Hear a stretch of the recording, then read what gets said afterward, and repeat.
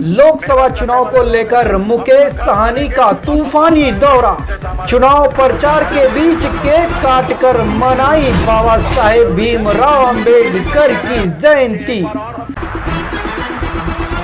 मुकेश साहनी ने भाजपा और प्रधानमंत्री नरेंद्र मोदी पर जमकर हमला बोला और बिहार की सभी 40 सीट पर महागठबंधन की जीत के दावे किए।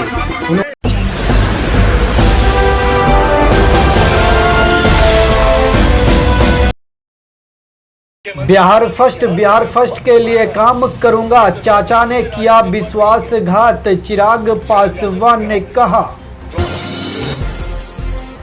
लोकसभा चुनाव के लिए भाजपा ने अपना घोषणा पत्र जारी कर दिया है। भाजपा ने इसे संकल्प पत्र का नाम दिया है। भाजपा इसे मोदी की गारंटी बता रही है। बांका बम विस्फोट मामले में मोहम्मद इस्माइल और नूर मोहम्मद गिरफ्तार, 2 मासूम बच्चे की हुई थी मौत।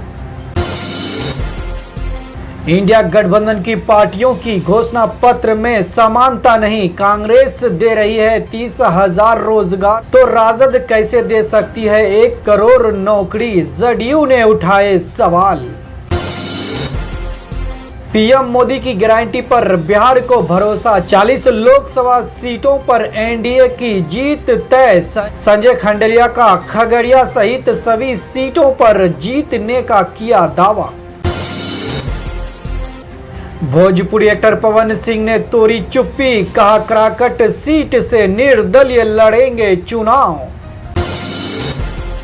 नवादा से बड़ी खबर।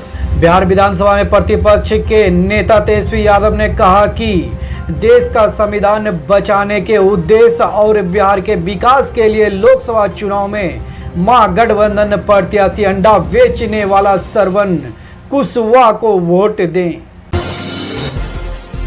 लोकसभा चुनाव में ज्यादा से ज्यादा सीटों पर जीत दर्ज करने के लिए पसीना बहा रहे हैं सियासी दलों के बीच आरोप प्रत्यारोप और सवाल जवाब का दौर जारी है।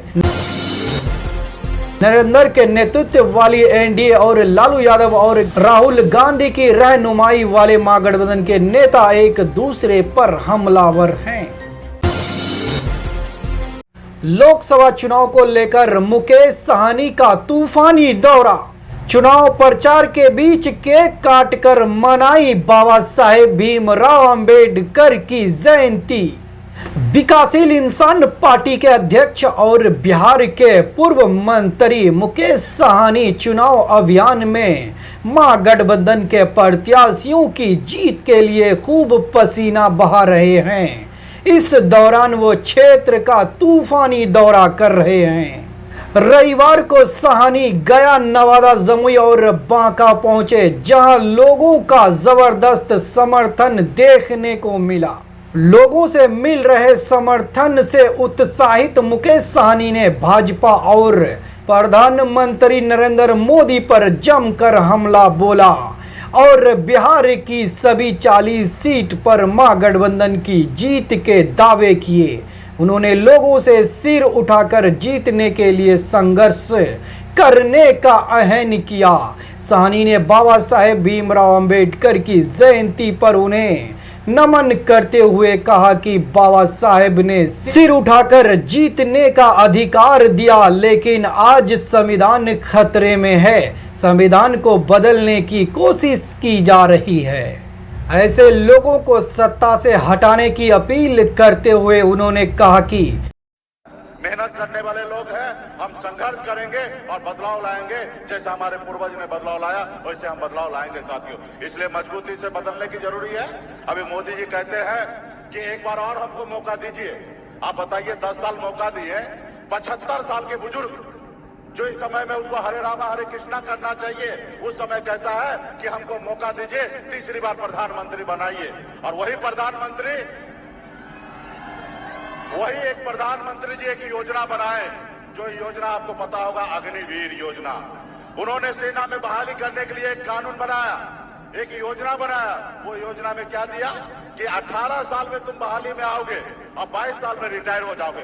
यानी कि 5 साल भी पूरा नहीं करोगे, सिर्फ 4 साल के लिए नौकरी उन्होंने बहाली करने के लिए, और खुद बोल रहे हैं 75 साल का। अब बताइए 22 साल में लड़का का शादी भी नहीं होता है और वो शादी से पहले रिटायर हो जाएगा, और जब रिटायर होकर घर में बैठेगा, बाद में शादी होगा, उनके बच्चे आएंगे, उसके बच्चे बोलेंगे पिताजी आप तो बेरोजगार हो, आपके पास कोई काम धंधा नहीं है, काम नहीं करना। वो बोलेंगे बेटा हम रिटायर हो गए। अब बताइए कहां से जायज है?